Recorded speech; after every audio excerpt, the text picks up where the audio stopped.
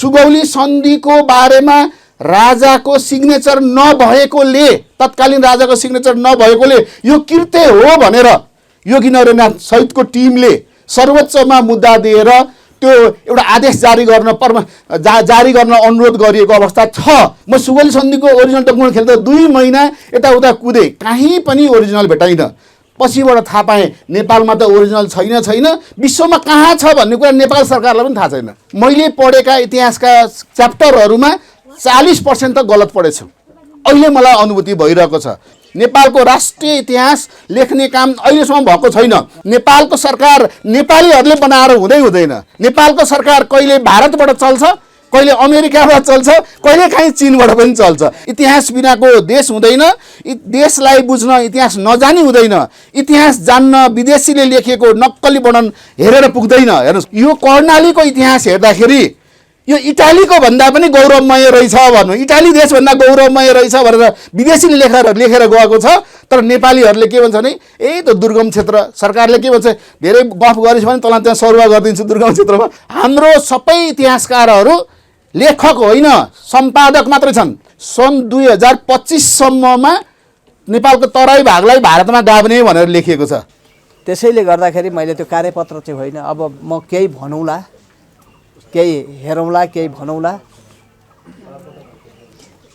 र उहाँको विषयमा भन्नेसम्म बोल्नेसम्म चाहिँ म काम गर्छु है भनेर भनेको थिएँ। र त्यसैले आज त्यो पनि हतार गरेर म चाहिँ छिटै निस्कनु पर्ने भएकोले मैले घरमा चाहिँ बिरामी छोडेर आएको कारणले गर्दाखेरि म छिटै निस्किएर जानुपर्ने भएको हुनाले म चाहिँ अलि छिटो है भनेर चाहिँ मैले उहाँ रिक्वेस्ट गरेको थिएँ, नभन्दै मलाई पहिल्यैचोटि भनिदिनु भयो। र त्यसैले अलिक अगाडि जानुपर्ने भएको हुनाले पहिला नै म यो बोल्नुभन्दा अगाडि म क्षमा पनि माग्छु। अब विस्तृत रूपमा त लिखित रूपमा आउनुभएको छ हाम्रो डाक्टर विजय मिश्र सर, उहाँले धेरै कुराहरू भन्नुहोला। म केही कुराहरूमा मेरो फरक दृष्टिकोणबाट चाहिँ म प्रस्तुत हुन चाहन्छु। योगीजीलाई हामीले जानेको भनेको उहाँको कृतिमा हो।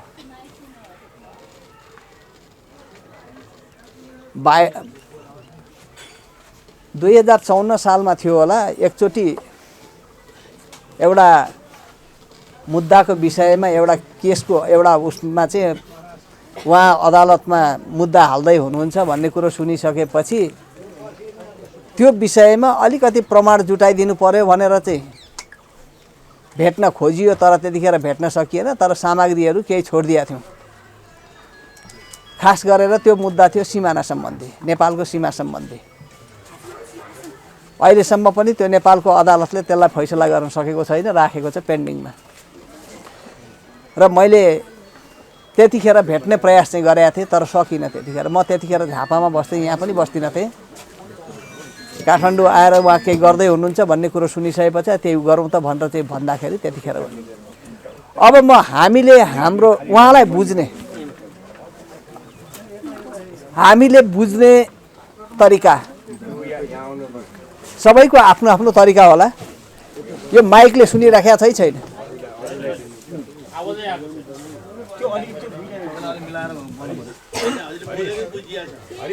हजुर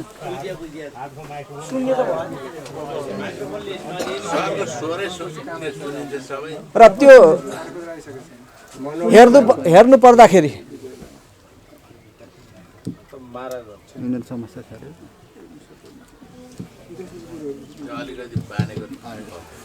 हामी अहिले पनि आए जस्तो लाग्छ।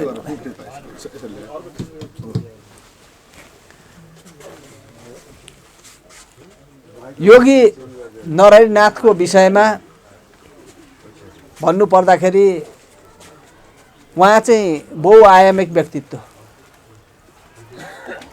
उहाँको संस्कृतिमा पनि राम्रो दखल छ। उहाँको खोज अध्ययन पनि उत्तिकै महत्त्वपूर्ण छ। खास गरेर ऐतिहासिक सामग्रीहरूको खोज, संस्कृत विधामा संस्कृति सम्बन्धीको खोज, धार्मिक सामाजिक कृतिहरूको सामाजिक कुराहरूको चाहिँ खोज। र यो हेर्दाखेरि र राष्ट्रियताप्रतिको खास गरेर देशभक्तिको चेत मैले उहाँलाई चाहिँ यो हेर्दाखेरि 4 कुरालाई हेर्न खोजेको छु। नेपाली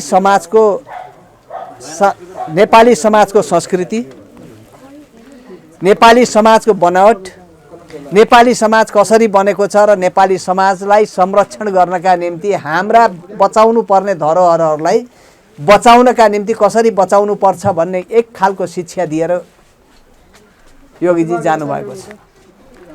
हामी त्यसलाई बचाउन सक्छौँ कि सक्दैनौँ, बचाउने प्रयास त गरिरहेका छौँ, तर त्यसलाई बचाउन आजको लागि चुनौती छ। अनि दोस्रो कुरो, थुप्रै यसका निम्ति उहाँका कृतिहरू बाहिर ल्याउन आवश्यक छ। उहाँले राख्नुभएका, उहाँले संरक्षण गरेर राखिदिनुभएका कृतिहरूको अध्ययन अनुसन्धान गरेर बाहिर ल्याउनका निम्ति आवश्यक छ। यो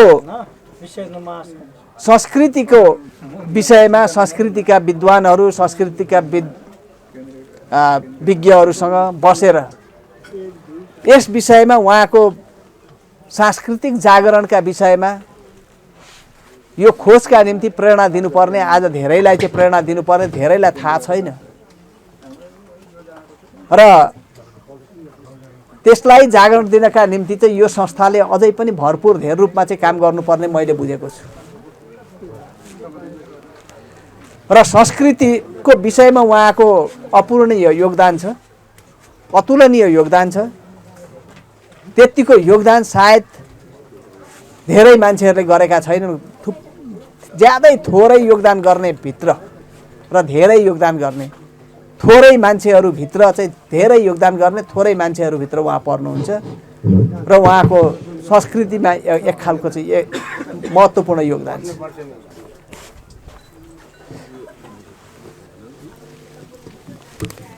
असङ्ख्य कृतिहरू उहाँले सुरक्षित गरेर जानुभएको छ। त्यसलाई कसरी प्रकाशनमा ल्याउने, कसरी व्यवस्थित गर्ने र आम रूपमा यो समुदायभित्र कसरी पठाउने, उहाँले नेपालको मात्रै होइन, नेपाल भारत दुईटै समुदाय खास गरेर धार्मिक सांस्कृतिक समुदायभित्र चाहिँ उहाँले बसेर काम गर्नुभएको छ र उहाँले अध्ययन पनि गर्नुभएको छ। दोस्रो कुरा, उहाँले इतिहासको क्षेत्रमा ऐतिहासिक सामग्रीहरूको थुप्रै सङ्कलन गर्नुभएको छ। त्यो सामग्रीहरू आज कति सुरक्षित छन्, कति छैनन्, त्यसलाई सुरक्षा गरेर त्यसलाई बाहिर प्रचारमा ल्याउन, प्रकाशमा ल्याउनका निम्ति आजको अर्को आवश्यकता देखेको छ। हामी इतिहासका विद्यार्थीहरू यस अर्थमा उहाँलाई गुरु मान्छौँ, किनभनेदेखि उहाँले छोडेर गएका सामग्रीहरू आज हाम्रा अध्ययनका विषयवस्तु बनेका छन्। त्यसैले ती सामग्रीहरू, त्यसमा देखिएको इतिहास प्रकाश सन्धिपत्र सङ्ग्रह मात्रै नहोलान्, अरू प्रकाशनमा आउन बाँकी थुप्रै कुराहरू होलान्। ती अप्रकाशित कृतिहरू कहाँ छन्, कसरी सुरक्षित हुन्छ, कसरी राखिएको छ, तिनीहरूलाई सुरक्षा गर्नुपर्ने र तिनीहरूलाई प्रकाशनमा ल्याउनु पर्ने। हामी प्रेरणा गरौँ, अरूलाई चाहिँ यसको विषयमा अनुसन्धान गर्न लगाऊँ, अनुसन्धान गर्नका निम्ति बाटो खोलिदिउँ र अनुसन्धान गर्न आउनेहरूलाई चाहिँ अध्ययन गर्नका निम्ति सहज बनाइदिउँ। त्यो सहजताको वातावरण हामीले बनाइदिनुपर्छ। यो संस्थाले आवश्यक त्यसमा प्रशस्त मात्रामा काम गर्न बाँकी रहेको मैले देखेको छु। यो काम गर्नुपर्छ। यो चाहिँ केवल योगीजीलाई परिचित गराउन मात्रै होइन, उहाँको योगदान त सँगसँगै आउँछ, तर उहाँको यो योगदान राष्ट्रको लागि चाहिने योगदानका रूपमा चाहिँ रहेको छ र राष्ट्रसँग सम्बन्धित छ। अब अर्को कुरा, त्यसैले गर्दाखेरि हाम्रो हट्दै गएको इतिहासका कतिपय कुराहरू, संस्कृतिका कतिपय कुराहरू, हामीले बिर्सदै गएका पाटाहरू, सायद उहाँका यी योगदानहरूलाई बाहिर हामीले ल्याउन सक्यौँ भनेदेखि सक्दाखेरि हामी त्यसलाई चाहिँ एउटा पुनर्जागरणमा रूपान्तरण गर्न सक्छौँ। त्यो एउटा पुनर्जागरणको अभियान हुन्छ भन्ने मलाई लाग्दछ। उहाँको त्यति अतुलनीय योगदान छ। उहाँले नेपालको 14 अञ्चल 75 जिल्ला भ्रमण गर्नुभएको छ, कुन जियोग्राफी देखेको छैन होला, कुन भूगोल देखेको छैन होला, कुन ठाउँ देखेको छैन र कहाँ माटो छामेको छैन होला। सायद यस्तो हिसाबले हेर्ने हो भनेदेखि अब उहाँले त्यसको विषयमा राख्नुभएका अप्रकाशित कृतिहरू उहाँका होलान् नि, डायरीहरू होलान्, लेखेर राखेका सामग्रीहरू होलान्, ती हामीले प्रकाशनमा ल्याउनुपर्छ, त्यो बाहिर निकाल्नुपर्छ र हाम्रा भावी पुस्ताहरूलाई चिनाउनुपर्छ। यदि हामीले भावी पुस्तालाई चिनाउन सकेनौँ भनेदेखि हामीले हाम्रो माटो बिर्सन्छौँ, देश बिर्सन्छौँ, उहाँलाई त स्वाभाविक रूपमा बिर्सन्छौँ। यदि उहाँको योगदानलाई उहाँलाई चाहिँ अमर राख्ने हो, जीवित राख्ने हो भनेदेखि पनि उहाँका कृतिहरू बाहिर हामीले ल्याउनै पर्ने हुन्छ। धेरै कुराहरू आउन बाँकी छन्। उहाँको आफ्नै इतिहासको कालखण्डमा उहाँ जन्मेपछि अथवा बिचको अवस्थामा केही कुराहरूमा कतिपय यहाँ मैले एउटा उहाँको जीवनसँग सम्बन्धित एउटा स्मारिका झट्ट मैले हेरेको थिएँ, यहाँबाट प्रकाशित भएको रहेछ। अनि त्यो स्मारिकामा उहाँ चाहिँ राजसभाको सदस्य भएको पनि छ, अरू उहाँ केही समय कुनै समयमा चाहिँ जेल बसेको पनि छ, पक्राउ परेको पनि छ। के का लागि यो कतिपय कुराहरूलाई थाहा छैन। त्यसरी सानो कुरामा चाहिँ व्याख्या विश्लेषण गर्यो भने धेरैलाई थाहा हुँदैन के अपराध गरेर बस्या हो। यो कुरो त बाहिर आउनु पर्यो नि, उहाँ अपराध गरेर बसेको हो कि होइन जेलमा। यो धेरै मान्छेहरूलाई यो जानकारी छैन। दुईचोटि उहाँ पर्नुभएको छ, एकचोटि पर्नुभयो। यहाँ लेखिएको छ स्मारिकामा 2015 साल होइन है, त्यो 16 साल हो। यसलाई चाहिँ यहाँ यो स्मारिका प्रकाशन समितिले सच्याउनुपर्छ। त्यो 2016 सालमा हो। 2016 सालमा गोर्खाकाण्ड भनेर भनेको छ त्यहाँ। उहाँले चाहिँ त्यतिखेर गोर्खामा एउटा संस्था खोल्नु भएको थियो, कर्मयोग महामण्डल भन्ने। त्यो संस्थाबाट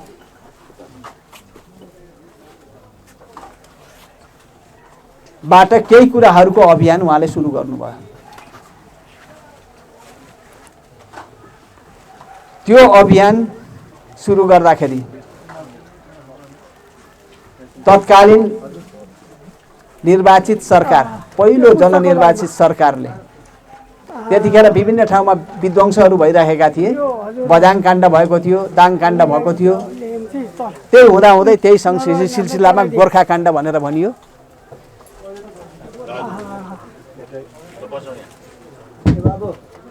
त्यो राजनैतिक, त्यो धार्मिक क्रियाकलापहरूसँग भएका केही घटनाहरूलाई लिएर त्यतिखेर पक्राउ गरिएको थियो। पछि उहाँलाई छोडियो, अभियोग केही पनि छैन। उद्दण्डता मचाएको, उत्ताउलोपन भएको आदि इत्यादि भनेर चाहिँ आरोप त्यतिखेर लगाइयो। तर आरोप प्रमाणित गर्न त अदालत पुग्नु पर्थ्यो, अदालत पुग्दै पुगेन, पछि त्यतिकै छोडियो। त्यो त अपराध होइन क्या अरे।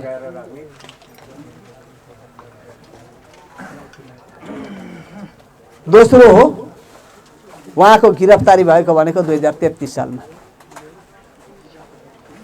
यो 33 सालको घटना पनि बडा रमाइलो खालको छ। भन्यो भनेदेखि बडा अप्ठ्यारो हुन्छ। आरोप के लाग्यो उहाँलाई भनेर भन्दाखेरि राजा वीरेन्द्रको हत्या गर्न लागेको आरोप। विभिन्न खेल, विभिन्न षड्यन्त्रहरूको बीचमा आखिरी अन्तिममा राजा वीरेन्द्रको त हत्या नै भयो। तर त्यतिखेर उहाँ हुनुहुन्न थियो। त्यो पनि प्रमाणित थिएन, प्रमाणित भएन। 6 महिनासम्म थुनेर राखेर पछि छोडियो। षड्यन्त्र त्यो बेलादेखि सुरु भइसक्यो रहेछ। अनि निर्दोष मान्छेहरूलाई चाहिँ थुनेर राखियो, भरे घटना अर्कैतिर गयो। यसका कुराहरू कतिपय कुराहरू यस्ता कुराहरूले चाहिँ बाहिर आउँदाखेरि कहिलेकाहीँ त्यसले गलत छाप बस्न सक्छ, गलत मान्छेहरूको बुझाइ गलत हुनसक्छ। तर सत्यता बाहिर ल्याउनका निम्ति चेष्टा गर्नुपर्छ। संस्थाले त्यो सत्यतालाई बाहिर ल्याउनुपर्छ। त्यो सत्य के हो भन्ने कुरो चाहिँ बाहिर ल्याउनुपर्छ। र सडक मात्रै अलिकति मात्रै उक्काएर मात्रै छोडिदियो भनेदेखि त्यसले चाहिँ गलत छाप, गलत धारणा, गलत उसमा पर्न सक्छ। अब खोजीका विषयहरू थुप्रै छन् उहाँको विषयमा, तर उहाँको योगदान यति अतुलनीय छ। मैले अघि नै भने कुन विषयमा, चाहे भूगोलको क्षेत्रमा होस्, नेपालको भूगोलको जानकारीको विषयमा होस्, चाहे संस्कृतिको विषयमा होस्, चाहे शिक्षाको विषयमा होस् या इतिहासको अध्ययनको विषयमा होस्, उहाँबाट सिक्नुपर्ने, उहाँबाट पाउनुपर्ने, भावी पुस्ताले समेत पाउनुपर्ने थुप्रै कुराहरू छन्। हामीले यो संस्थाको माध्यमबाट प्रकाशमा ल्याउनुपर्छ र यसले योगी नरहरि नाथलाई मात्रै उजागर गर्ने होइन, यसले हाम्रो समाज, हाम्रो देश र हामीले बुझ्दै गरेको अहिलेको जुन समाज छ त्यो समाजलाई समेत पनि हामीले बाटो देखाउन सक्ने ठाउँमा हुन्छौँ। यस विषयमा हामीले सोच्नुपर्नेछ, यो विषयमा चाहिँ ध्यान दिनुपर्नेछ। यो संस्थाले सक्रिय भएर ध्यान दियोस् र खोजी, खास गरेर अनुसन्धानको क्षेत्रमा विशेष पहल गरोस् भन्दै मेरो भनाइ यहीँ टुङ्ग्याउँछु। धन्यवाद। हामी जहिले पनि गुरु गोरखनाथको कुरा गर्दाखेरि नरहरिनाथलाई पनि सम्झिने गर्छौँ, किनभने अहिले पनि यहाँ कुरा आइसक्यो, उहाँको उत्तराधिकारीको रूपमै उहाँ हुनुहुन्छ भन्नेलाई हामीले मनन गरौँ भनेर। म एउटा इतिहासको विद्यार्थी हुँ, म पाटन संयुक्त क्याम्पसमा सहप्राध्यापकको रूपमा छु, इतिहास विषयमा पढाउँछु।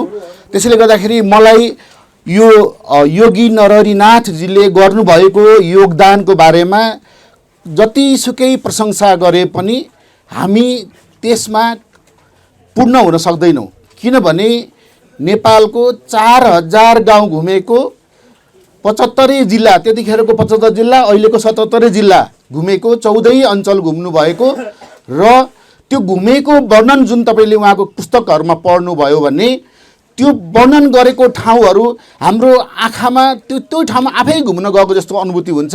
त्यो अवलोकनको जुन एउटा सिनलाई अथवा दृश्यलाई शब्दचित्रमा जसरी उतारेर उहाँले एउटा गद्यमा कहिले पद्यमा लेख्नु भएको छ, त्यो हेर्दाखेरि ओहो हामी त धेरै पछाडि रहेछौँ, नेपाल साँच्चीकै एकपटक सबैले घुम्नुपर्ने ठाउँ रहेछ भन्ने कुराको अनुभूति उहाँले दिलाइदिनु भएको छ। विशेष गरेर कालीकोट म 2 पटक पुगेको छु। कालीकोट सबैभन्दा दुर्गम क्षेत्र ठाउँ लाग्छ। त्यो साँच्चीकै हेर्दाखेरि अँध्यारो ठाउँमा एउटा उज्यालो व्यक्तित्वको जन्म भएको रहेछ, जसले गर्दाखेरि धेरै विषयहरूमा भने बहुमुखी प्रतिभाको धनीको रूपमा रहनु भएकोले आज मैले यो कार्यपत्रमा सबै कुरा गर्दाखेरि त अघि नै यहाँ भनिसक्नुभयो कि महाकाव्य नै बन्ला पनि एउटा मात्रले पनि पुग्दैन। त्यसैले मैले छोटो रूपमा यो मौलिक इतिहासका संरक्षक राष्ट्रगुरु योगी नरहरिनाथ भन्ने शीर्षक राखेर एउटा सानो अवधारणा पत्र तयार गरेको छु। यसलाई तपाईँहरूको सुझाव अन्तर्गत फेरि परिमार्जित गरेर एउटा राम्रो जर्नलमा प्रकाशन गर्न चाहन्छु। त्यसैले तपाईँहरूको सुझाव मलाई आओस् भन्ने मेरो चाहना छ। विशेष गरेर एउटा अवधारणा पत्रमा जब हामीले योगी नरहरिनाथलाई सम्झनुपर्छ त्यतिखेर हामी भन्न सक्छौँ उहाँ राष्ट्रगुरु पनि हुनुहुन्छ, उहाँलाई राष्ट्रिय विभूतिको रूपमा हामीले स्थापित गर्नुपर्नेछ। जसरी यहाँ धेरै मागहरू राखिएको छ त्यस्तै मैले उहाँलाई विभूति, राष्ट्रिय विभूतिको रूपमा स्थापित गर्नको लागि नेपाल सरकारसँग पनि हामीले माग राख्नुपर्ने हुन्छ। तर त्यसैले मैले यहाँ के भनेको छु भनेदेखि राष्ट्रगुरु योगी नरहरिनाथ बहुआयामिक व्यक्तित्व हुनुहुन्थ्यो। उहाँको राजनीति, साहित्य, इतिहास र अध्यात्ममा उच्च कोटिको दखल त थियो नै, साथै पुरातात्विक र ऐतिहासिक महत्त्वका स्थानहरूमा भ्रमण गर्ने र त्यहाँ प्राप्त भएका दस्तावेजहरूको अवलोकन गर्ने, सङ्कलन गर्ने र मिहिन ढङ्गले अध्ययन अनुसन्धान गरेर विभिन्न माध्यमबाट सार्वजनिक गर्ने ज्ञान फैलाउने उहाँको बानी थियो। जसले गर्दाखेरि उहाँले फैल्याउनु भएको ज्ञानको एउटा शिष्य म पनि हुँ, किनभनेदेखि मैले पिएचडी गर्ने बेलामा उहाँले लेखेका किताबहरू अध्ययन नगरी पुरै हुँदैन थियो। धेरै इतिहासकारहरूले उहाँले जुन सन्धि के अरे को जुन एउटा विभिन्न चिठी पत्रहरूको सङ्ग्रह निकाल्नु भएको थियो, त्यसले जहाँ धेरै डिबेट हुन्छ, इतिहासकारहरूमा जब विवाद हुन्छ, यसको समाधान कहाँ हुन्छ भन्दाखेरि योगी नरहरिनाथको डकुमेन्टहरू हेर्नुपर्छ, उहाँले प्रकाशन गरेको सामग्रीहरू हेर्नुपर्छ। त्यहाँ गएर अन्तिम निर्णय गर्ने ठाउँ, त्यो निष्कर्ष दिने ठाउँ त्यो हुने गरेको छ इतिहासमा पनि। त्यसैले गर्दाखेरि मैले उहाँको त्यो इतिहासका विभिन्न डकुमेन्टहरू हेर्ने क्रममा तपाईँहरूलाई मैले आफ्नो अलिकति अनुभूति सुनाउँ। जब मैले पिएचडी गर्ने क्रममा सुगौलीको सन्धिको बारेमा कोट गरेको थिएँ, मलाई मेरो आन्तरिक मूल्याङ्कन गर्नेले के लेखेर पठाउनु भयो भनेदेखि यो अलिकति अथेन्टिक ठाउँबाट हेरेर गर्नुहोस्, किन हामीले अरू किताबबाट गरेको ओरिजिनल नै हेरेर गर्नु पर्यो भन्नुभयो मलाई। ओरिजिनल डकुमेन्टमै हेरेर गर्नुहोस् सुगौली सन्धिको भन्नुभयो। म सुगौली सन्धिको ओरिजिनल डकुमेन्ट खेल्दा 2 महिना यताउता कुदेँ, कहीँ पनि ओरिजिनल भेटाइनँ। पछिबाट थाहा पाएँ नेपालमा त ओरिजिनल छैन, विश्वमा कहाँ छ भन्ने कुरा नेपाल सरकारलाई पनि थाहा छैन। हेर्नुहोस् है, नेपाल सरकारले गरेको सुगौली सन्धिको ओरिजिनल डकुमेन्ट कहाँ छ भन्ने कुरा थाहा छैन। त्यसको सबैभन्दा केही 1-2वटा फोटोकपीहरू के अरे केही पेजको फोटोकपी हाम्रो योगी नरहरिनाथज्यूले प्रकाशन गर्नुभएको पाइयो, तर ओरिजिनल नपाइसकेपछि हामीलाई कस्तो लाग्यो भने मैले एकजना बुद्धिनारायण श्रेष्ठज्यूसँग कुरा गरेको थिएँ, उहाँ लन्डन जानुभयो, उतै पाइन्छ कि भनेर। 1950 को सन्धि पनि हाम्रो ओरिजिनल लन्डनमा छ, नेपालमा छैन। हेर्नुहोस् सुगौली सन्धिको कुरा छोड्नुहोस्। त्यस पछाडि उहाँले के गर्नुभयो भनेदेखि त्यहाँ सोध्नु भएछ, उहाँले 1950 को त हेर्न दियो, तर अब सुगौली कहाँ पाइन्छ भन्दाखेरि यहाँ त हामीसँग छैन। इन्डियाको एउटा सहर छ जहाँनिर इन्डियाको 3टा निकायले तालचा लगाएर राखेको डकुमेन्ट छ, त्यहाँ तपाईँको पहुँच पुग्छ भने, खोजेर खोल्यो भने त्यहाँ पाउन सक्छ भने। तर के अब हाम्रो यो समुदायको पहुँच त्यहाँ पुग्न सक्छ? किनभनेदेखि मलाई लाग्छ त्यही सुगौली सन्धिको बारेमा राजाको सिग्नेचर नभएकोले, तत्कालीन राजाको सिग्नेचर नभएकोले यो कृत्य हो भनेर योगी नरहरिनाथ सहितको टिमले सर्वोच्चमा मुद्दा दिएर त्यो एउटा आदेश जारी गर्न अनुरोध गरिएको अवस्था छ। तर त्यो के छ भनेदेखि हाम्रो अदालत पनि कस्तो छ भन्ने कुरा हामीसँग के अरे छुपेको छैन। यो अवस्थाले गर्दा के देखिन्छ भनेदेखि यहाँ तपाईँहरूलाई बताऊँ, उहाँको इतिहासको कुरा मैले यहाँ चर्चा गर्दैछु, तर राजनैतिक रूपमा योगी नरहरिनाथले हो भारतमा गएर विभिन्न ठाउँमा पढ्नुभयो, अध्ययन गर्ने क्रममा, विद्यार्थी हुने क्रममा, त्यहाँको आन्दोलनमा, भारत स्वतन्त्रता भएको आन्दोलनमा गान्धीजीसँगै पनि सहयोग भएर उहाँ पनि अनसनमा बस्नुभयो, आमरण अनसनमा बस्ने काम, अथवा उहाँले त्यो सत्याग्रहमा भाग लिनुभएको अवस्थाहरू जुन देखिन्छ। त्यसले गर्दाखेरि हामी एकतर्फ हामीले पनि हक लाग्छ कि हाम्रो योगी नरहरिनाथज्यूले गर्दा पनि भारत स्वतन्त्र भएको हो भन्ने लाग्छ। तर पनि उहाँले जब देशको कुरा आउँछ, जब राष्ट्रियताको कुरा आउँछ, त्यस पछाडि हामी अरूलाई यहाँ प्रवेश गर्न दिनु हुँदैन भनेर मैले यहाँ शब्दहरू राखेको छु, मौलिक इतिहास भनेर। हेर्नुहोस् है त, मैले अहिलेसम्म मैले धेरै पढेँ, 1 क्लासदेखि अहिले पिएचडी गर्नेसम्म इतिहास धेरै पढेँ। तर अब म के भन्दैछु भने मैले पढेका इतिहासका च्याप्टरहरूमा 40% त गलत पढेछु, अहिले मलाई अनुभूति भइरहेको छ। तर त्यो मौलिक इतिहास नभएकोले यस्तो भएको हो। अथवा नेपालीहरूले नै, नेपालको विद्वानहरूले राष्ट्रियताको नजरले अथवा नेपालको विषयमा आफैले अध्ययन गर्न पाउनुभयो भने त्यसमा भारतीय गन्ध हुँदैन, त्यसमा युरोपीय गन्ध हुँदैन। यहाँ त के छ भनेदेखि युरोपकोले आफ्नो एङ्गलबाट लेख्ने, भारतीयहरूले आफ्नो एङ्गलबाट लेख्ने र हाम्रो सत्य इतिहासहरूलाई मटियामेट गर्न खोज्ने। त्यसैले तपाईँहरूलाई थाहा छ कि 2016-17 सालतिरको कुरा हो, यहाँनिर 17 सालमा तपाईँले यहाँनिर गुरुले राख्नु भएको सामग्रीहरू, ऐतिहासिक सामग्रीहरूमा आगो लगाउने काम नेपाल प्रहरी पठाएर सरकारले गरेको थियो। अब यो हेर्दाखेरि के देखिन्छ भनेदेखि राम्रो काम गर्नेलाई सतीले सरापेको देश जुन हामी भन्छौँ, ठ्याक्कै राम्रो काम गर्ने व्यक्तित्वलाई यसरी सतीले सरापेको देश जस्तै भएको छ। हामी साँच्चीकै देशको विकासको लागि के भन्नुभएको छ भने देशको पहिचान इतिहासबाटै हुन्छ, इतिहास बिना राजनीति पनि सम्भव हुँदैन। त्यसैले तर इतिहास सत्य हुनुपर्छ। सत्य इतिहास लेख्नको लागि सङ्कलन गर्नको लागि उहाँ जसरी गाउँ गाउँ जानुभयो, एउटा कथा यहाँ के छ भनेदेखि उहाँ गाउँ जाँदाखेरि जङ्गलको बाटो हिँड्नु पर्थ्यो, यति सुविधा पनि थिएन त्यतिखेर। गाछी माथि चढेर धोतीले आफ्नो जिउलाई बाँधेर त्यहाँ बसेर अध्ययन गर्ने, बाघ भालु हात्तीको डरले त्यसरी गर्दा त्यसरी विभिन्न ठाउँमा घुमेर अध्ययन गर्ने, भोकभोकै बस्ने जुन कहानीहरू छ, यसले गर्दा के लाग्थ्यो भनेदेखि साँच्चीकै उहाँ युग पुरुष जस्तै हुनुहुन्थ्यो। साँच्चीकै उहाँ हामीले भनेको जस्तै नेपालको लागि गुरु गोरखनाथको उत्तराधिकारी नै उहाँ हुनुहुन्थ्यो। यहाँ अहिले उत्तराधिकारी को भन्ने कुरा भइरहेको थियो। अहिले उहाँले धार्मिक कुरामा म त्यति जान्न, म अलिकति एकाडेमिक कुराहरूमा त उहाँले लेखेका सङ्कलन गरेका 571 पुस्तकहरू जुन छ, जसमा 176वटा अप्रकाशित छन् भनेर यहाँको दस्तावेजहरूमा, यो लाइब्रेरीमा अस्ति आएको थिएँ, यहाँ यसो अध्ययन गरेँ, उहाँहरूले देख्दाखेरि 600वटा त गोत्र र थरहरू भएको वंशावलीहरू ल्याइदिनु भएको छ। यति बढी खोज दिने मान्छे हामी यहाँ के भने नेपालको के भन्छ राजाको काम कहिले जाला घाम भन्नेका सरकारी कर्मचारीले भने उहाँले त दिनरात 24 घण्टा खट्दा पनि यति सङ्कलन गर्न सकिँदैन जस्तो मलाई लाग्यो उहाँले सङ्कलन गरेको देख्दाखेरि। तर ती सङ्कलन गरेको कुराहरू उहाँले, हामी त म त 2025 सालमा जन्मेको मान्छे हेर्नुहोस्, तर उहाँले 2004 सालदेखि नै पुस्तक लेख्न सुरु गर्नुभयो। 4 सालदेखि पुस्तक लेख्न सुरु गर्नुभएको, किनभनेदेखि उहाँले कतिपय कुराहरू हातले लेखेर पनि प्रकाशन गर्नुभएको छ। जतिखेर प्रेसको असुविधा हुन्थ्यो त्यतिखेर उहाँले हातले लेखेर केही प्रतिहरू बनाएर जसरी भए पनि त्यसलाई हामी अहिले के सूचनाको हक भन्ने नयाँ शब्द ल्याएको छौँ, तर सूचनाको हकको कुरा चाहिँ उहाँले त्यतिखेरदेखि नै गरेर सबैले थाहा पाउनुपर्छ, ज्ञान बाँड्नुपर्छ भन्ने कुरा उहाँको थियो। त्यसले गर्दा हामी के देख्छौँ भनेदेखि उहाँको 2004 सालदेखि लिएर 2059 सालसम्म जुन छापिएका जुन लेख रचनाहरू छन् त्यो सबै वास्तवमा यहाँ पनि छैन, त्यो संरक्षण हुन सकेको छैन। मैले के अरे महसुस गरेको छु, किन कतिपय कुराहरू अब हामीलाई यो कुरा कहाँ पाइन्छ भन्दाखेरि झट्ट सम्झना आउँछ, गुरुकोमा गएर पाउँछ होला तर यहाँ के छ भने यहाँ पनि धेरै कुराहरू रिप्रिन्ट गर्न बाँकी छ, 1-2 प्रति होला त्यो लाइब्रेरीमा, तर बजारमा आउन सकेको छैन। त्यसैले नेपालको इतिहास लेखनलाई राष्ट्रिय इतिहास लेखन काम गरिएकै छैन। 12 सालमा उहाँले सुरु गर्न खोज्नु भएको थियो, 26 सालमा नेपाल सरकारले सुरु गरेर राष्ट्रिय इतिहास लेखनको लागि एउटा कमिटी बनाएको थियो, तर त्यो कमिटीलाई काम गर्नै दिएन। नेपालको राष्ट्रिय इतिहास लेख्ने काम अहिलेसम्म भएको छैन।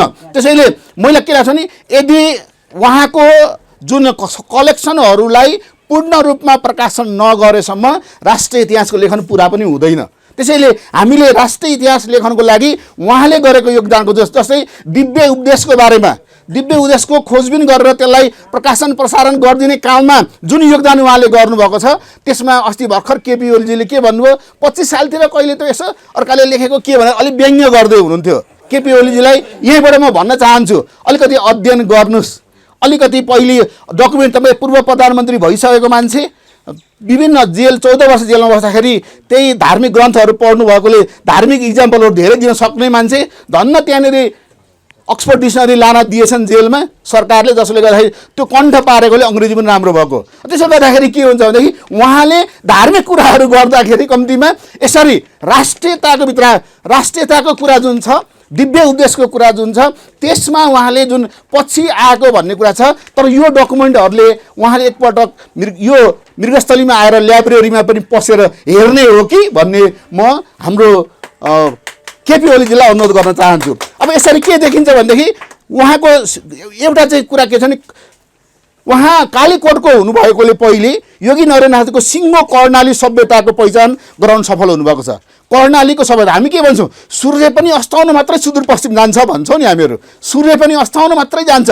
कति त्यो के भनेदेखि हेपिएको ठाउँ, पछाडि पारिएको ठाउँ, अब यस्तो ठाउँमा उहाँले त्यस्तो दुःख गरेर कलेक्सन गर्नुभएको छ। उहाँकै कारणले हेर्नुहोस्, खसान, मगरात, किराँत, जडान जस्तो राष्ट्रिय कुराहरू, अथवा खसानको राष्ट्रियता के हो, मगरातको राष्ट्रियता के हो, किराँतको राष्ट्रियता के हो, जडानको राष्ट्रियता के हो भन्ने कुराको व्याख्या गर्नलाई अरू कसैको डकुमेन्टले पुग्दैन। उहाँकै डकुमेन्टहरू हामीले हेर्नुपर्ने स्थिति आउन सक्छ, आउँछ र त्यो हेर्नुपर्ने हुन्छ, अनि मात्रै हामी थाहा पाउँछौँ। जस्तो अब यहाँ हेर्नुहोस्, तपाईँले के छ भने उहाँले सुरुवात गरेको, म तपाईँलाई एकदम धार्मिक, कहिलेकाहीँ हाम्रो म पनि एसएलसी पास गरेर काठमाडौँ आउन खोज्दाखेरि मेरो हजुरबाले पात्रो हेर्नुपर्छ अनि मात्रै जान पाउँछस् भन्नुभयो क्या। त्यहाँनिर म हिँड्न आँटेको थिएँ, टिकट पनि क्यान्सल गरेर पात्रो हेरेर हिँड्नुपर्ने स्थिति भएको थियो।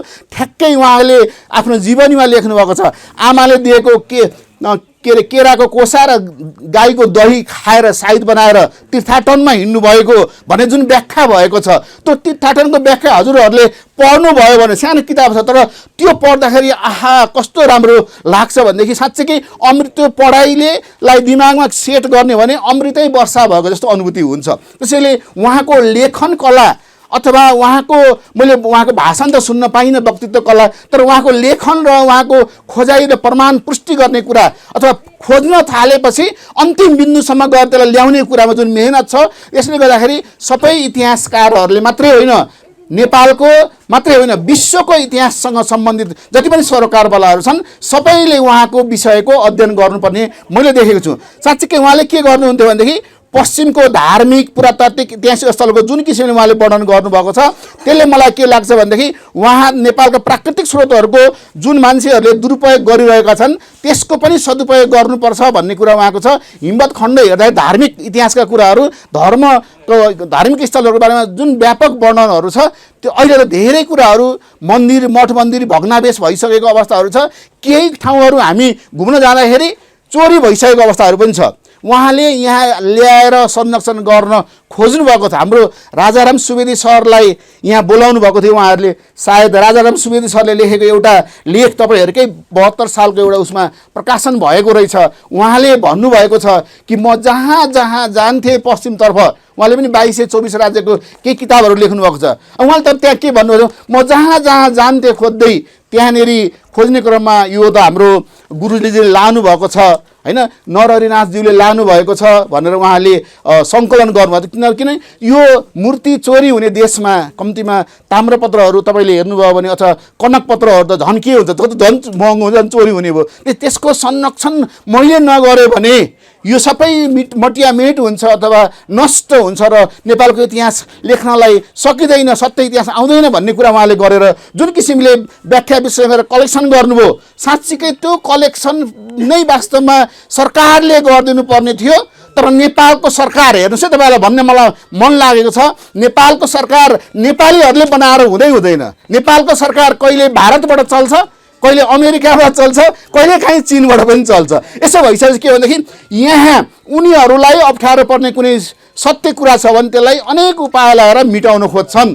त्यसैले हामी राष्ट्रवादीहरू सरकारलाई जिम्मा लगाएर होइन, यही लाइब्रेरी, यही पुस्तकालय छ, यही मृगस्थलीको तपाईँहरू नाच समुदायको जुन यो अफिस छ, यहाँ श्रीनाथजी हुनुहुन्छ, उहाँहरूकै अगुवाई तपाईँहरूकै अगुवाईमा विभिन्न किसिमको एकाडेमिक मानिसहरूलाई ल्याएर यसको जति पनि अप्रकाशित कुराहरू छ त्यसलाई प्रकाशित गर्ने र नेपालमा झुटा इतिहास लेखिएको ठाउँहरूको त्यसको यो झुटो हो भन्ने प्रमाणित गर्ने गरी हामीले डकुमेन्टहरूको सार्वजनिक गर्नुपर्ने यो एउटा अभियानै चलाउनु पर्ने आवश्यक छ। यो अभियानमा तपाईँ सबैजनाको साथ चाहिएको छ। अब यो उहाँले एउटा कुरा के भन्नुभएको छ भनेदेखि हेर्नुहोस् है त, उहाँले 2009 सालदेखि 2019 सालसम्म ऐतिहासिक डकुमेन्टहरू खोज्नलाई अभियान चलाउनु, पैदल यात्रा नै गर्नुभयो।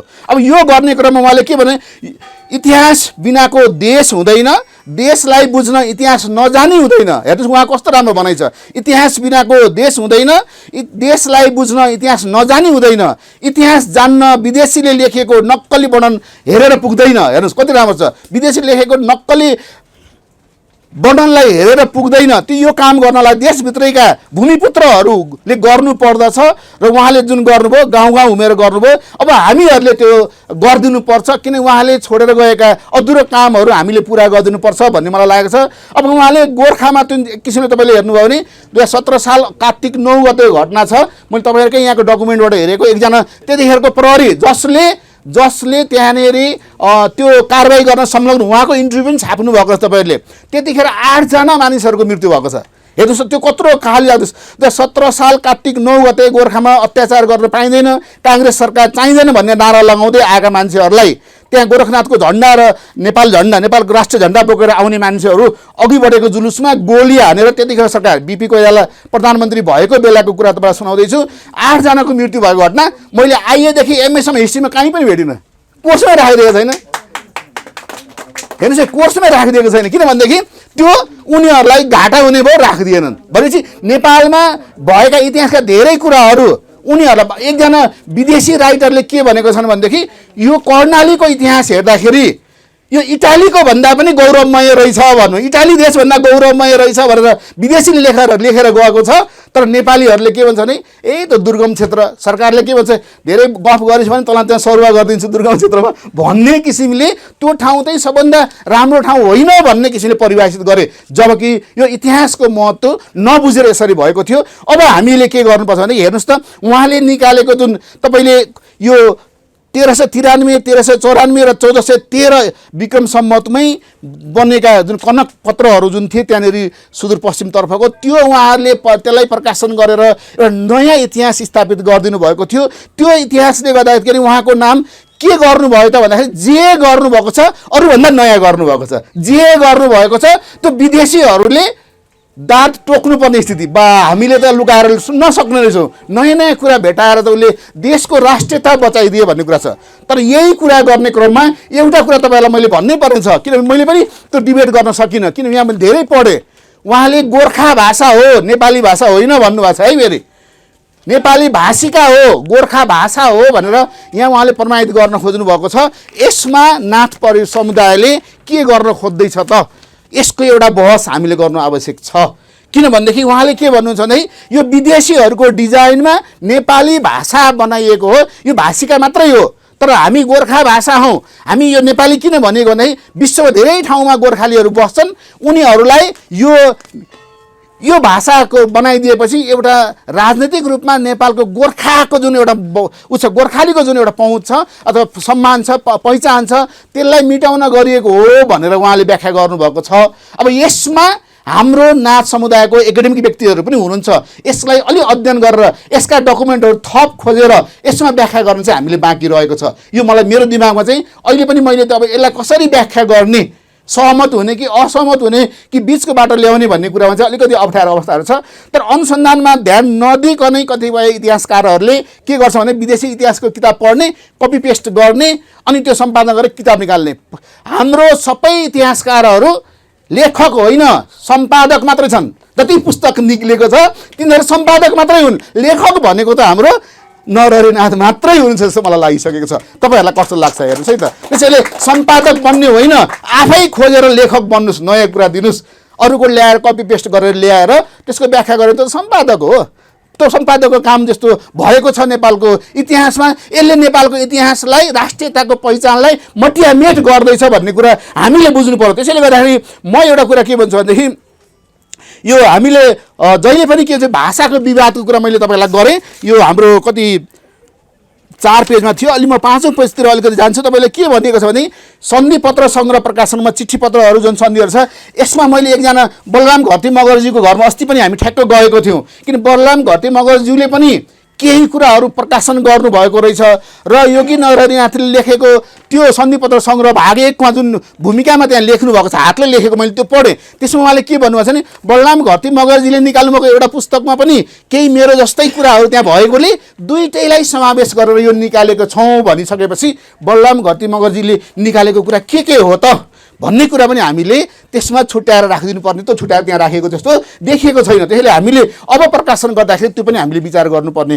हुन्छ भन्ने मलाई लाग्छ। किनभनेदेखि कपी के अरे एउटा अधिकारको कुरा हुन्छ, कसको भन्ने कुरा आउँछ। त्यसैले गर्दा यो सन्धिपत्रको जुन विभिन्न भागहरू छ, मैले भाग 1 पाएँ, भाग 2 कता दाङतिर होला अथवा उता कता होला नै, काठमाडौँमा पनि सबै त्यो भाग 7 खोज्न चाहने, किन्न चाहने, बुझ्न चाहने मान्छेहरूलाई त्यो डकुमेन्टहरू किन धेरै मानिसहरूलाई अब त मैले के लागेको, मैले के सोचेको छु भनेदेखि हामीले धेरैजना पिएचडी के विषयमा गरौँ भन्न सोध्न आउनुहुन्छ। अनि हामीले त पिएचडी यो गुरुले गरेको जुन खोजको बारेमा छ, उहाँको जीवनीको बारेमा छ, त्यो कसैले बिपीको बारेमा पिएचडी गरेका छन्, कसैले गणेशमान सिंहको बारेमा गरेका छन्। हामीले योगी नरहरिनाथजीको बारेमा पिएचडी किन नगर्ने? त्यसैले किनभनेदेखि हाम्रो उहाँ त राष्ट्रगुरु हुनुहुन्छ। त्यसैले राजनीतिक लेभलभन्दा पनि राष्ट्रियताको लेभलको लागि भएको व्यक्तित्व हामीले, किनभने नेपालको राष्ट्रियतालाई कमजोर बनाएर नेपाललाई विलय गर्ने, तपाईँले म बताइदिउँ, मैले एकजना रका सेकेन्ड म्यानले लेखेको किताब अहिले नेपालको बजारमा छ्यापछ्याप्दै छ। त्यहाँ के लेखेको छ भनेदेखि सन् 2025 सम्ममा नेपालको तराई भागलाई भारतमा गाभ्ने भनेर लेखिएको छ, त्यो स्टडिजमा हिँडेको भनेर। तर तपाईँलाई म बताइदिउँ, मैले पिएचडी गर्ने क्रममा जब म दिल्ली गएको थिएँ, दिल्लीमा गएर त्यही किताब अङ्ग्रेजीको हेर्दाखेरि त्यहाँ सन् 2015 सम्म लेखेको थियो। त्यसलाई नेपाली उल्टा गरेर 25 बनाइदिएछन्। हेर्नुहोस् भने उनीहरूले स्ट्राटेजी चेन्ज गरेछन्, हामी त्यो पढ्न बाध्य छौँ। भने यो के हो त भन्दाखेरि साह्रै हामीलाई अन्धकारमा राखेर यहाँ केही षड्यन्त्र हुँदैछ।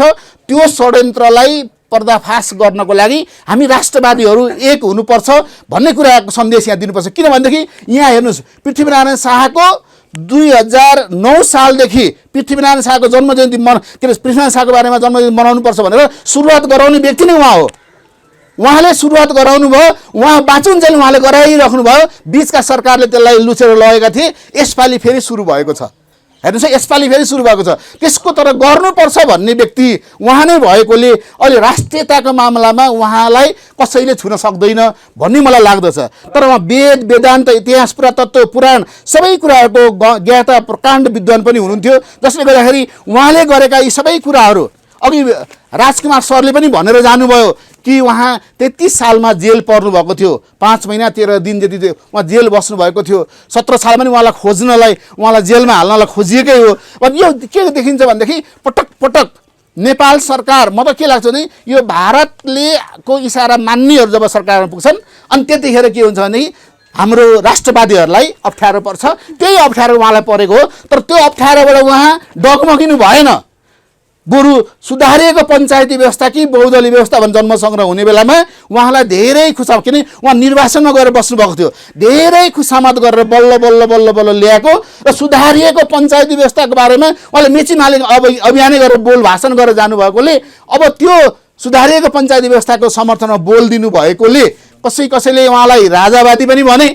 तर उहाँले राजाकै विरुद्धमा हेर्नुहोस् है, यहाँ के भन्नुभएको छ, राजा धर्मात्मा भए सबै धर्मात्मा हुन्छन्, राजा पापी भए सबै पापी हुन्छन् भन्नुभएको छ। उहाँले राजालाई मैदानमा आउनुपर्छ, राजा डाँडा काँडा जानुपर्छ भनेर भन्नुहुन्थ्यो। अब यो कुरा राजालाई पचेन होला, त्यसले गर्दा कुनै राजालाई पचेन होला, कुनै राजालाई त पच्न पनि सक्छ। किनभने जुन राजा महेन्द्र जो चाहिँ देश दौडामा हिँड्नुहुन्थ्यो, पृथ्वीनारायण शाह जुन हिँड्नुहुन्थ्यो, उहाँहरूलाई पच्यो। तर केही राजाहरू जो चाहिँ अब 4 दिवारीभित्र मात्रै बस्नुहुन्थ्यो, उहाँलाई पचेन होला। तर के भने राजा भनेको सबैको साझा हुनुपर्छ, राष्ट्रको साझा प्रतीकको रूपमा भएर हिँड्नुपर्छ।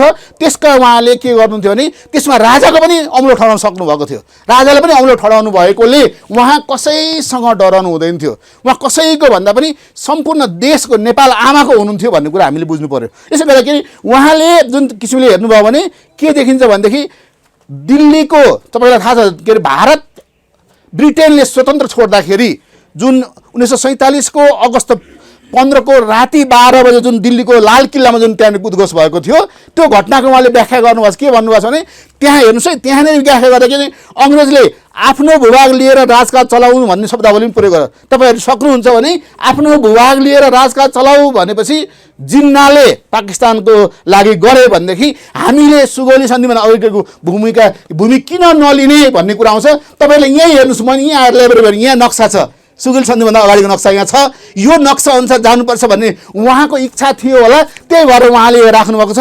यसको संरक्षकहरू उहाँहरू हुनुहुन्छ, उहाँलाई म धन्यवाद दिन चाहन्छु। कम्तीमा नेपालको नेताहरूले त्यो चुच्चे नक्सा त काटिसकेका थिए संविधानमै, बल्ल बल्ल जनताले आन्दोलन गरेपछि चुच्चे नक्सा राख्न लगाएको हो।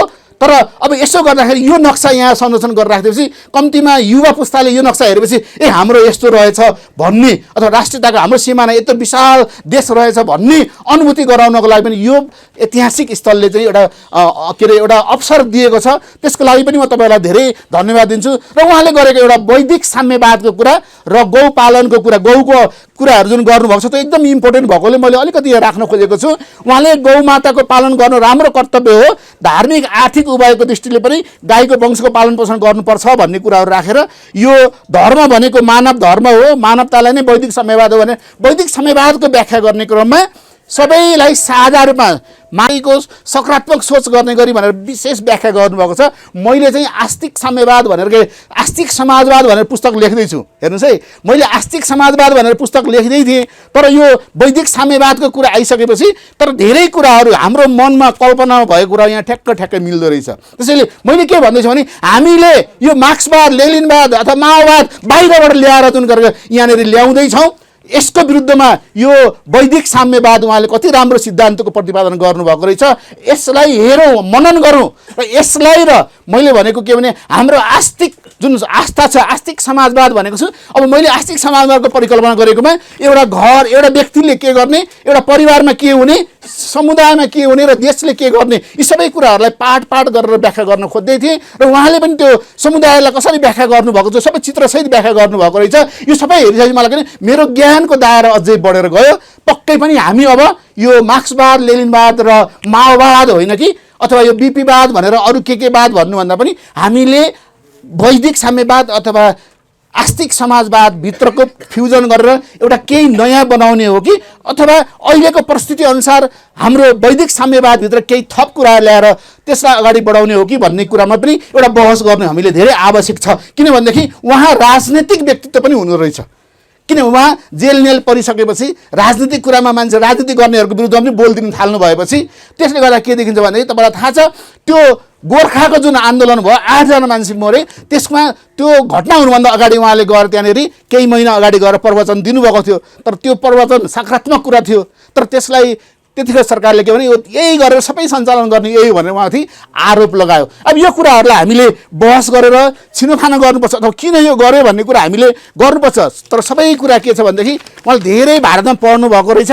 तर भारतकै कुराहरूले गर्दाखेरि, भारतको दबाउने कुराले गर्दाखेरि उहाँले अन्तिम समयमा आफ्नो चेला साथीहरूलाई, गुरु सङ्घीहरूलाई भन्नुभएको रहेछ हामी भारतसँग चाहिँ पैसा लिएर केही नगरौँ है भन्ने खालको कुरा गर्नुभएको रहेछ। यो चाहिँ एकदम इम्पोर्टेन्ट कुरा छ।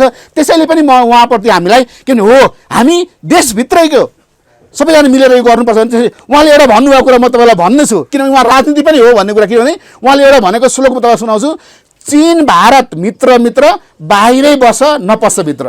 हेर्नुहोस् है, म फेरि तपाईँ सुनाउँछु, चीन भारत मित्र बाहिरै बस नपस भित्र भनेपछि कत्रो राम्रो कुरा बोल्नुभएको छ। यो त राजनीति पनि हो नि त, राष्ट्रियताको पक्षको कुरा। त्यसै गर्दाखेरि उहाँको सिद्धान्तलाई, उहाँको यो भनाइहरूलाई हामीले उजागर गर्नुपर्छ। तर लास्टमा म भन्छु यो इतिहासमा हिजोका गलत व्याख्या हुँदा आज हामीहरूले गर्ने व्याख्या सबै गलत भइरहेका छन्। पुरानो गलत व्याख्या हुँदाखेरि मैले हाम्रो सुरबासेन ओलीजीसँग उहाँ हाम्रो सगरमाथा अञ्चलको अञ्चलाधीश भएर जाँदाखेरि मैले हुलाकी सडकको बारेमा सोध्न गएँ। त्यो हुलाकी सडक भनेर हामीले पढ्यौँ, तर उहाँले भन्नुभयो त्यो के भने मकवानपुरको राजाहरूले त्यतिखेर सेन वंशीहरूले हुलाक के अरे आफ्नो सूचना 24 घन्टाभित्रमा विजयपुरदेखि उहाँ पुर्याउनलाई बनाएको सडक भनेर भन्दाखेरि त म त दङ्ग परेको कुरा कहीँ पढेको उहाँको त्यो उहाँबाट मैले ज्ञान पाएँ। त्यसैले हाम्रो धेरै व्यक्तित्वहरू जसले आफूसँग धेरै ज्ञानको कुरा राख्नुभएको छ। अब दुर्गाराय प्रसाई सरले पनि लेख्नुभएको मैले त्यो लेखहरू पढेँ। उहाँले जसरी त्यो व्याख्या गर्नुभएको छ उहाँको बारेमा त्यो पनि राष्ट्रियताले ओतप्रोत छ। किनभने राष्ट्रियताको मामलामा उहाँको योगदान हामीले प्रचार प्रसार गर्नुपर्छ भनेछ। त्यसैले म भन्छु जहाँ नपुगे रवि वहाँ पुगे कवि भन्छन्। तर मैले आजकल भन्न थालेछु जहाँ नपुगे रवि वहाँ पुगे अनुभवी। किनभनेदेखि हाम्रो के अरे नरहरिनाथजी के भन्दाखेरि कवि मात्रै हुनुहुन्थेन, उहाँ अनुभवी पनि हुनुहुन्थ्यो। कविले त कल्पना गरेर पनि लेख्छ, तर अनुभवीले के भन्छ भने अनुभवबाट फ्याक्ट कुरा लेख्छ। त्यसैले उहाँ जहाँ नपुगे रवि वहाँ पुगे अनुभवी भन्दाखेरि हामीले उहाँलाई सम्झिनु पर्ने हुन्छ। त्यसैले उहाँले जसरी अरू इतिहासकारहरू पुग्न नसकेको ठाउँमा पुगेर सत्य कुरा ल्याएर यो के भन्छ भने समुद्रभित्र गएर मोती टिपेर ल्याउनु भने जस्तै पारा भयो। समुद्र नभए पनि जङ्गलभित्र गएर दुर्गम क्षेत्रमा गएर जुन ल्याउनु भएको छ त्यो एकदमै राम्रो कुरा छ। त्यसले गर्दाखेरि उहाँले के गर्नु भनेदेखि सुगौली सन्धि झुटो हो, यो कृत्य हो भनेर उहाँले भनेर मुद्दै हाल्नु भएको छ। यसको लागि बहसै चलाउनु भएको छ। यो हामीले फेरि पनि चलाउन सक्छौँ। तर यो यति हुँदै पनि अब यहाँ अघि राजकुमार सरले भन्नुभयो राजा वीरेन्द्रको हत्याको आरोप लगाएर झन्डै उहाँलाई पकडेर थुनिसकेको थियो। अब यो सबै कुरा गर्दा के भने यसमा हामीले डिफेन्स गर्नुपर्छ, हाम्रो समुदायले डिफेन्स गर्छ। यो होइन, यो झुठो आरोप लगाएको भनेको हामीले प्रमाणित गरेर देखाउनु पर्ने हुन्छ। अब तपाईँले यो सबै हेर्दाखेरि के देखिन्छ भने हामीले अब लास्टमा तपाईँहरूलाई भनौँ, मैले धेरै कुरा भनिसकेँ। यो तपाईँहरूले यसलाई तपाईँहरूले पढ्नुभयो भने र अलि मलाई केही सुझाव दिनुभयो भने यसलाई अझै थप्नेछु म पक्कै पनि। तर लास्टमा म के भन्छु भनेदेखि यो सुधारिएको पञ्चायत व्यवस्थाको समर्थन पनि गर्नुभएको र त्यस पछाडि उहाँले राजाको पनि विरोध गर्नुभएको। त्यसै गरी हिन्दू धर्म रक्षाको लागि कर्मवीर महामण्डल गठन गरेर हेर्नुहोस् है, हिन्दू धर्मको लागि कर्मवीर महामण्डल गठन गर्नुभएकोले वास्तवमा त्यसले थेगेर केही अगाडिसम्म पुर्याएको थियो, जसको अध्यक्ष नै उहाँ बन्नुभएको थियो भने छ। त्यसले गर्दा उहाँले विभिन्न समितिहरू गठन गरेर जर्नल पुस्तकहरू निकाल्नुभयो विभिन्न समितिहरू मार्फत, घरि यो घरि त्यो गरेर अहिले यो हाम्रो अहिले यसमा निकालिरहेको छ। तर उहाँलाई के गर्नु भने देशभक्त खास गरी पश्चिमको विभिन्न जात समुदायको राष्ट्रिय पहिचान दिनुभएकोले दस्तावेजमा प्रमाणित गर्दै गर्नुभएकोले उहाँलाई हामीले के गर्नुपर्छ भने अब उहाँले इतिहास बुझ्नेहरू जुन कुराहरू ल्याउनु भएको छ, हाम्रो राजाराम सुवेदी सरले के भन्छ, मैले ताम्रपत्र पढ्न मलाई गुरुले सिकाइदिनु भयो, यहाँ आएर म सिकेँ भन्ने हुन्थ्यो। हामीले राजाराम सरलाई गुरु मान्छौँ, तर उहाँलाई ताम्रपत्र पढ्न सिकाइदियो यहाँ आएर भनेर उहाँले किताबमा लेख्नु भएको छ। यो सबै हेर्दा के हुन्छ भने नेपालको उहाँ महापुरुष हो, महायोगी पनि हो र विभूति पनि हो। यसलाई स्थापित गर्नको लागि हामीले के हुन्छ भने कहिलेकाहीँ कुनै हतियार धेरै दिन नचलायो भने खिया लाग्छ। त्यसै गरी हामीले पनि उहाँको योगदानलाई हामीले क्रियाशील चलायमान बनाउन सक्दैनौँ भनेदेखि फेरि त्यसमा खिया लाग्न सक्छ।